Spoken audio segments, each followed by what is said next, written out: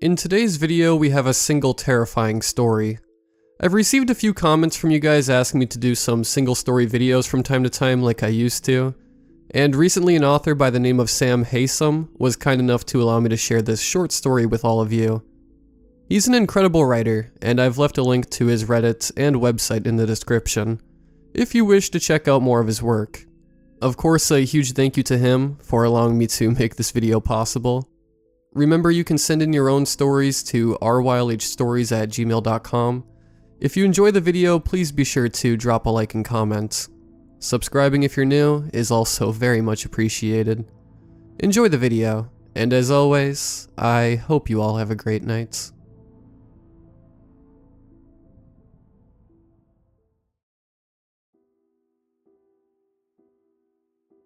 Every year on the anniversary of my brother's disappearance, I have the same routine. I guess you'd call it a ritual. It starts with me going upstairs to the attic. The ritual has changed slightly over the years, but at its core it's still the same. I get away for a while, on my own, and try to reconnect with the past. Lose myself for a bit. My wife and kids leave me to it. They know the significance of the date, and they know I like to have my own space. The only thing they don't know is what exactly I get up to when I'm off on my own. What the ritual involves, and you know what? I don't think I'm ever going to tell them. Walking upstairs to the attic this afternoon, it all came flooding back to me. The memories from that day. 25 years is a long time. But as I made my way across the floorboards at the top of my house, the light from my torch picking out dust motes in the darkness, it didn't feel like a long time. The past felt close. I could see the shadow-draped roof beams and the cardboard boxes, and I could picture myself in a different attic altogether, an attic from my past. And when I paused and shut my eyes, I could see Ben beside me. As I made my way to the wooden trunk pushed back into the far corner, the same trunk I open every year, I remembered. My little brother disappeared 2 weeks after we moved house. It was our first major move as kids. We'd grown up in a town, but for years our mom and dad had been desperate for us to live in the countryside. It was a dream of theirs, and not long after I turned 10, we finally managed it. I loved that house. Both of us did. It was an old cottage set in the middle of a village, on the edge of the new forest. And we knew it was perfect the moment we set our eyes on it. My brother was a couple of years younger than me, and at that point in time we were going through what my mom liked to call our adventurous phase.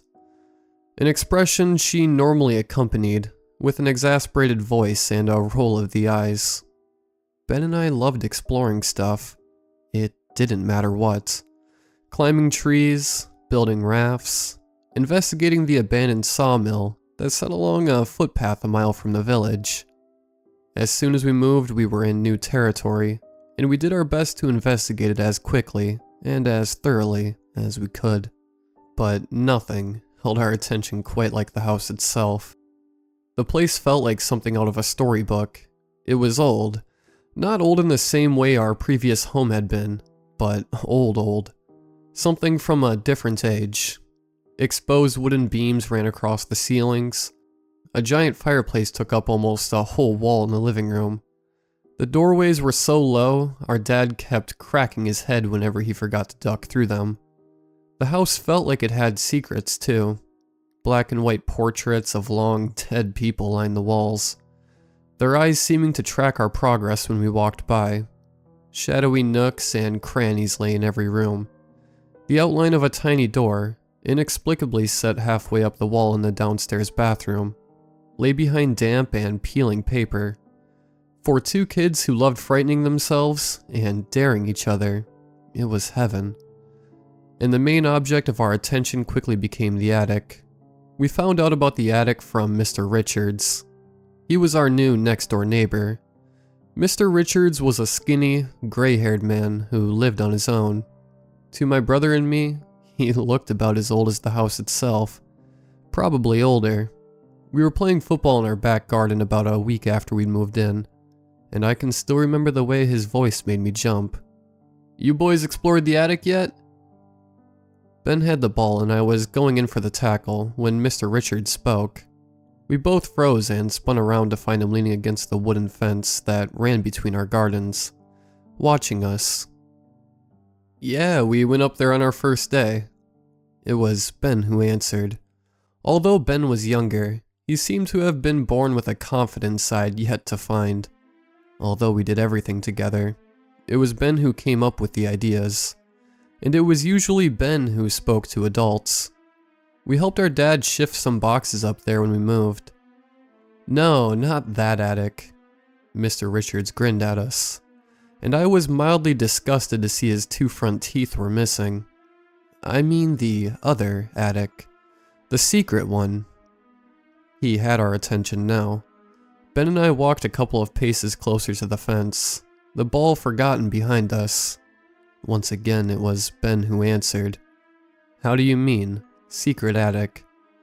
Mr. Richards reached up a hand and scratched at the stubble peppering his cheek. The sun slipped from behind a cloud overhead, and he squinted his eyes at us. "What I mean is, I've been in your house before. Knew the people that lived there before you. I know the layout, see? And let me guess. The attic you put them boxes in is through that white cupboard door in the hallway. The one above the stairs." Ben and I looked at each other without saying anything. Mr. Richards was right. We'd both been there on the day Dad had climbed up through that little white door, balancing one foot on the banister before pushing himself up to reach it.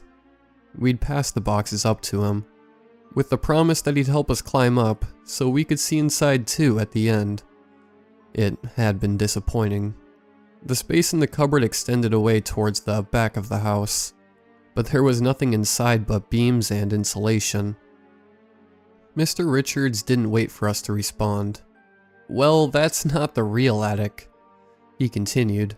"The real attic is above that one, and you can only get to it through a secret passageway." His grin widened, showing more brown teeth. He tipped me a wink. "Where's the secret passage then?" Ben's eyes were wide. He had the same look on his face he'd had when our dad told us about the abandoned sawmill near the village. A sort of hungry look. Mr. Richards tapped the front of his shirt pocket. He reached inside with his bony, nicotine-stained fingers and pulled out a cigarette. He placed it between his lips, then rummaged around in the pocket of his jeans for a lighter. As he bent to light the cigarette, he shook his head. "You boys gotta be careful, that's what I think. Some places aren't meant for kids. Doesn't do no good to go poking around." "Then what did you tell us about it for?" Ben looked outraged. The color had risen in his cheeks. He reached up and brushed a lock of sweaty dark hair from his face, without taking his eyes off of Mr. Richards. "We won't do anything stupid. We promise." Mr. Richards cackled. He held the cigarette away from his mouth and blew the smoke through his nose. After a moment, the laughter tapered off into a thick, hacking cough. Once he'd recovered, he drew the sleeve of one arm across his mouth and stared at us through watery blue eyes. "Well, I can't tell you much more than that. I wouldn't want your parents getting mad at me. Of course, if I could tell you anything. What I might say is that some of these old houses are odd shapes and sizes. There are some places, for instance, that have these huge old fireplaces, big chimneys breasts too. If I were you, that's what I'd be aiming for. I'd be wondering if maybe there weren't some small steps running up the outside of that big chimney, little brick steps inside the first attic, leading up into a hidden roof space." He took another drag on his cigarette and winked again. Ben and I looked at each other. We didn't need to say anything. That's how it was with me and Ben. More often than not, we could communicate with just a look. That day we turned around together to face the house, and were about to go running for our front door when Mr. Richards' voice stopped us. "I'd be careful though if I were you. I mean it." We paused and looked back at him. He took another drag on his cigarette and stared at us. the smile gone from his face. Some of the places in this village have stories attached to them. Stories almost as old as the houses themselves. People that lived in that house before you said they heard things, noises in the night. Told me they'd wake up sometimes, and there'd be these sounds coming from the roof space above them. Sort of like echoes. A gust of wind blew through the garden, making the trees rustle. Suddenly all I could think of were those black and white portraits hanging in our hallway. The ones with eyes that seemed to follow you. "Oh yes, I'd be very careful indeed," said Mr. Richards. "Some of these houses have hidden places that no one's been to for years and years. And some might have doors that aren't meant to be opened. Don't worry, we'll be careful." Ben's hand was on my arm, tugging me. I could feel the excitement in that tug, and I already knew he'd hardly been listening to the last part of what Mr. Richards said. We turned together and made our way to the house. I paused by the porch and glanced back. Mr. Richards was still in the same place we'd left him, leaning against the fence, watching. Our expedition into the attic took place a week later. We'd wanted to go sooner, of course, but it hadn't been possible. Not with our parents about. They didn't mind us going off on our own, but they'd marked the attic as strictly out of bounds. We knew we had to wait until they were out of the house together, and the following Friday evening we finally got our wish. Mom was already out visiting a friend, and a call to our landline summoned Dad back into the office. "Something's come up at work," he told me, a frown on his face as he shrugged his coat on by the front door. "Will you two be alright on your own for an hour? I shouldn't be long, and your mom's due back soon anyway." Dad worked as the editor for a local paper, and things were always coming up at work. It was a constant source of arguments between him and Mom. But while Dad disappearing to the office would normally fill me with a low-level anxiety, I didn't quite understand back then. At that moment, it only excited me. It meant we'd finally have the house to ourselves. As I nodded and told him we'd be okay, it was all I could do to keep the grin from my face. 10 minutes later, my brother and I stood on the stairs below the attic's white door. This was a trip we were ready for. In an effort to distract ourselves from the frustration of not being able to find the secret attic right away, we'd spent the last week planning. Maps, supplies, a communication system. We had it already. By drawing a rough pencil sketch to the house, we'd worked out what Mr. Richards meant by the steps in the side of the chimney breast. The lower attic, as we'd come to call it, stretched from above the hallway to the very back wall of the house. This was the attic we'd already been in with Dad. It ran above the downstairs bathroom, and parallel to the lounge. And that's what the main feature of the lounge, which also happened to sit against the house's back wall, the fireplace. So if I get to the end and look to the left, I should be right by where the chimney breast is, asked Ben, staring up at the white door above our heads. Yep, that's it. Mr. Richards said brick steps run up the outside of the chimney. He said those are the steps that lead up into the attic at the very top of the house. The secret one. I stood on the step beside Ben and followed his gaze to the door above our heads. Sure you want to do this on your own? This was the main problem we'd come up against early on in the planning stages. No matter how many different ways we tried it, we couldn't figure out a way for both of us to climb up into the attic together. Whenever our parents were out of sight, we'd tried everything we could think of, lifting each other up, balancing on the banister, trying to stand on top of the random objects we placed on the stairs. Nothing worked. Because of its position above the staircase, reaching the door to the attic was awkward. It was okay when our dad had been up there because he'd been able to reach down and haul us up. But for two kids, we were barely 4.5 feet tall. The process was a nightmare. In the end, the only way we'd been able to manage it was by Ben climbing up onto the banister and me boosting him the rest of the way by locking my hands together in a foothold. But once he'd reached the doorway and pulled himself through, we knew there'd be no easy way for me to follow him. Staring up at the door, Ben brushed his dark hair from his eyes. His face was fixed in a determined expression, I'd seen plenty of times before. "Sure," he said. "You got your walkie?" "Boxes. All the boxes we put up here with Dad." Ben's voice cracked through the black box in my hand. The walkie-talkie had been my idea. They'd been a present from Dad for my 10th birthday. We'd tested them out a few times when we were exploring the village. But up until now, we hadn't really found a proper use for them.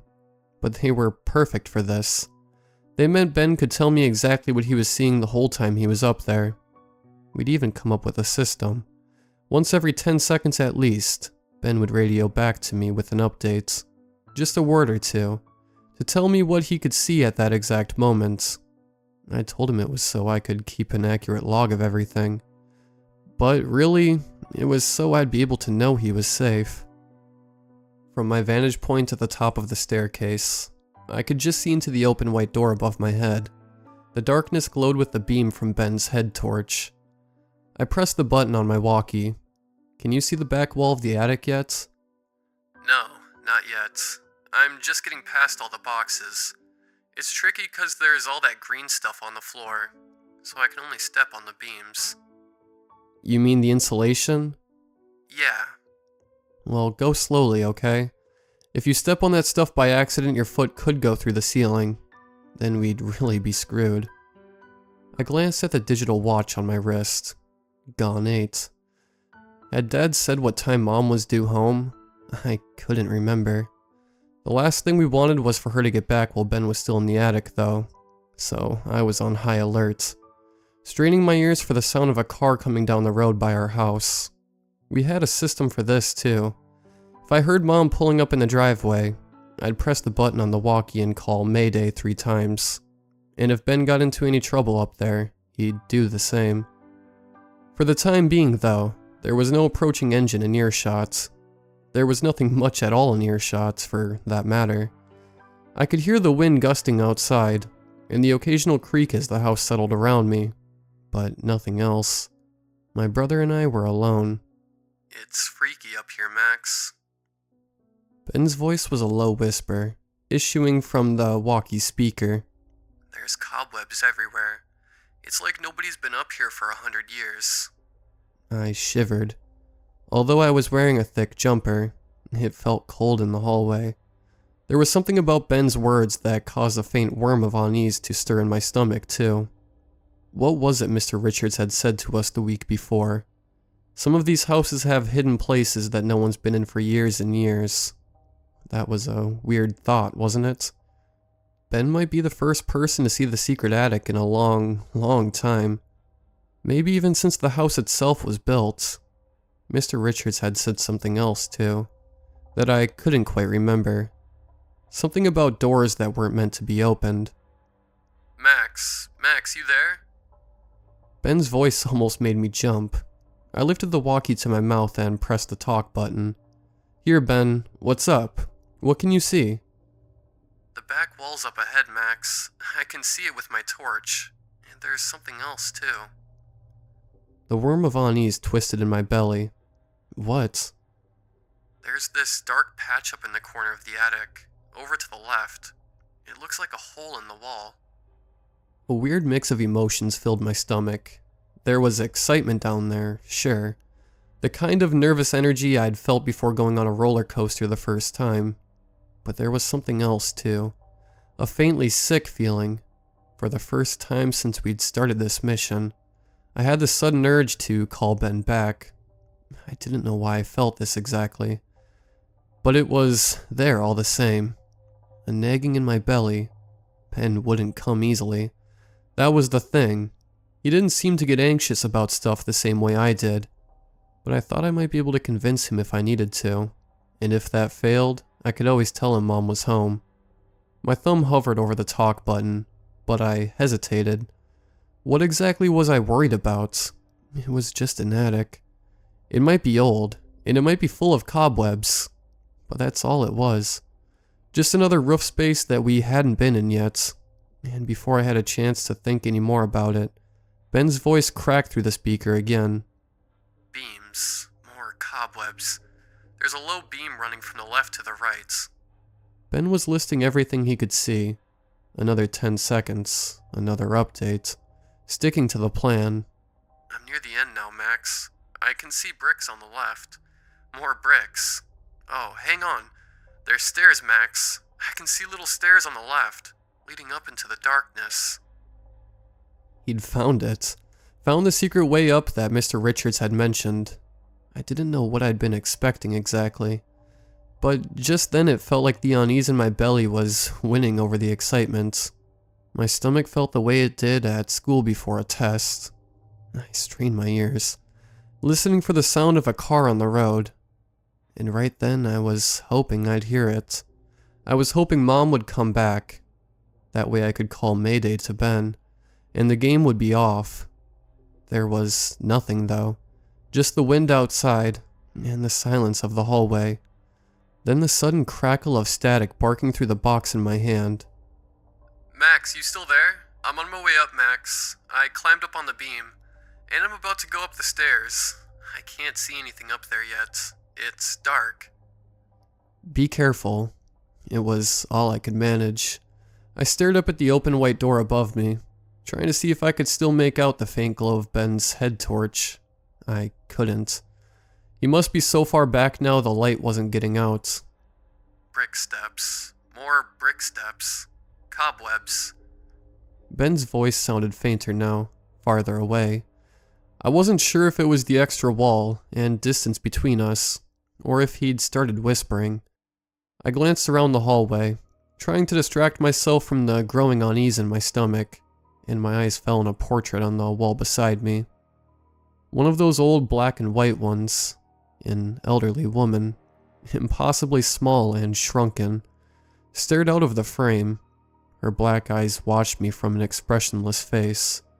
A young man, equally devoid of expression, stood beside her. His face reminded me faintly of Mr. Richards. I shut my eyes. I could hear my own heartbeat thumping in my neck, above the sound of the wind outside the house. The problem was me being down here on the landing while Ben was up there. We had the walkie-talkies, sure, but it wasn't the same. We were normally together in all our games. Now I felt unable to help, and it was making my anxiety worse. To distract myself, I tried to imagine things from Ben's point of view. Picture what he might be seeing. Feel his excitement. It didn't help. I could see the darkness in my mind's eye. Imagine his torch beam cutting a path of light through the shadows. But the image only gave me the creeps.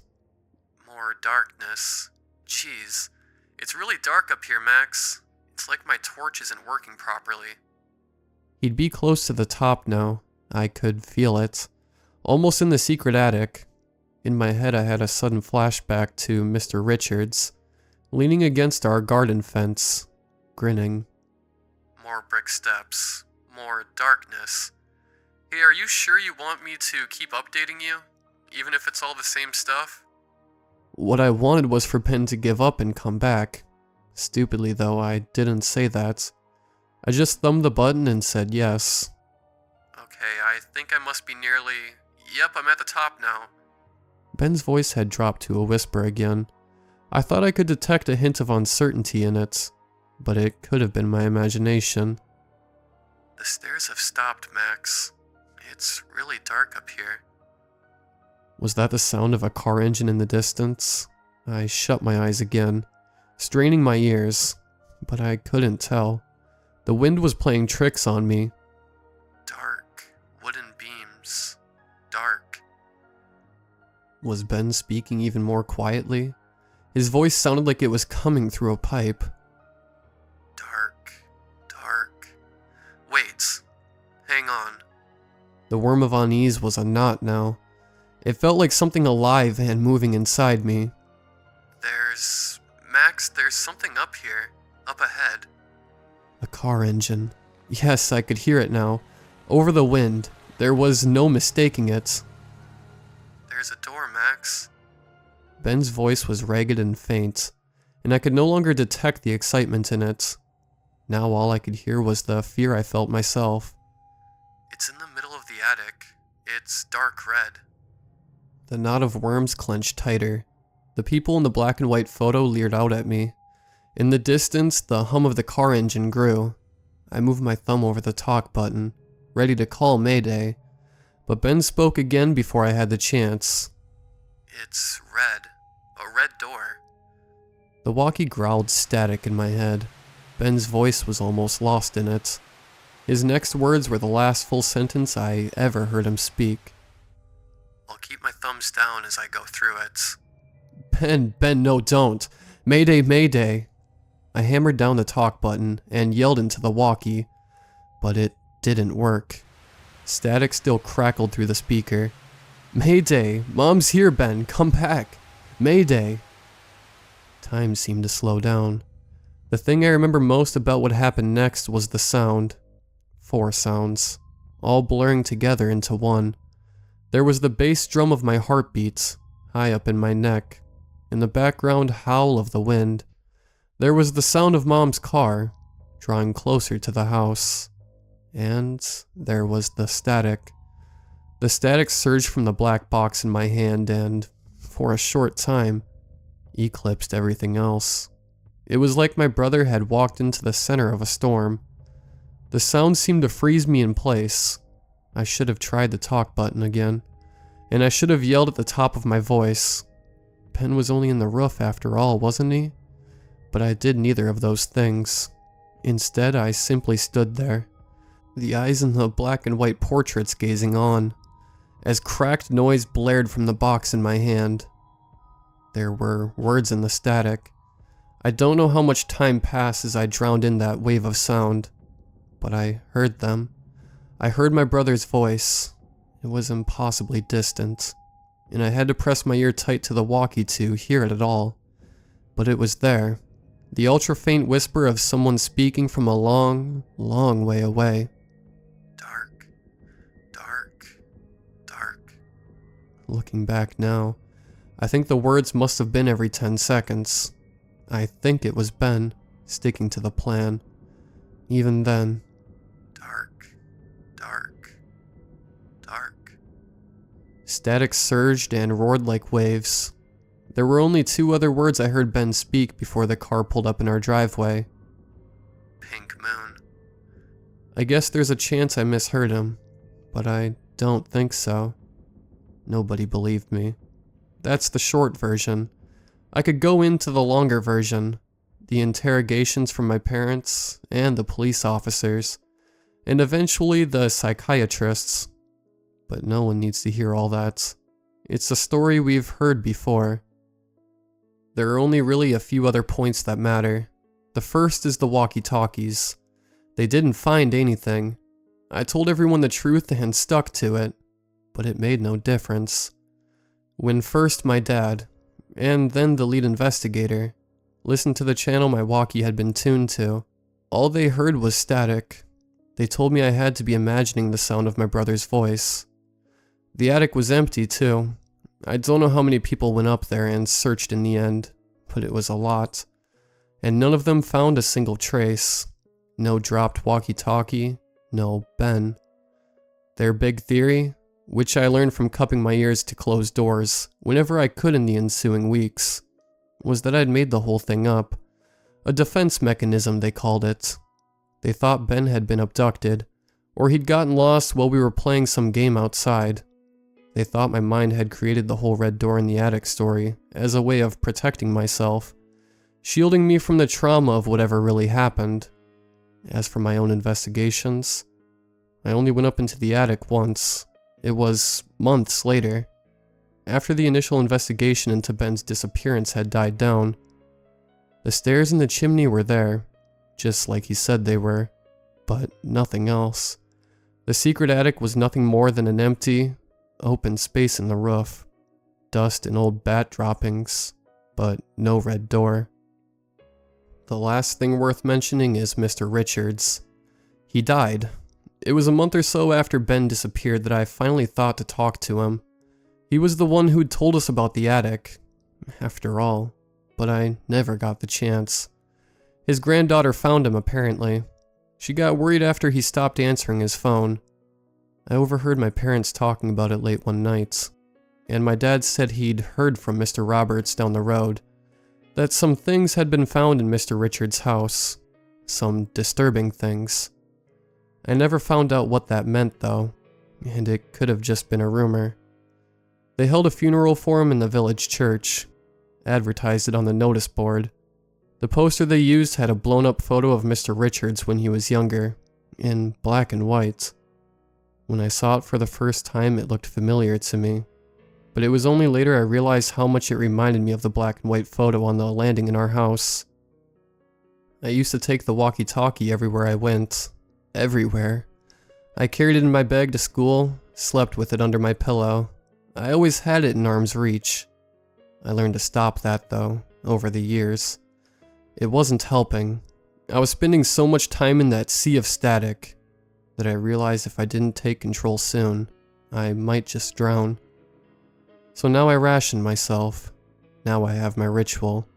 Every year I go upstairs to the attic of the house I currently live in with my wife and kids, and I retrieve the walkie-talkie from its locked wooden trunk, find the old channel. Then I close my eyes and let the static wash over me, and I listen for my brother's voice. It's still there, even after all this time. It's still there. Mostly he repeats the same word he was whispering when he walked through the red door. Dark.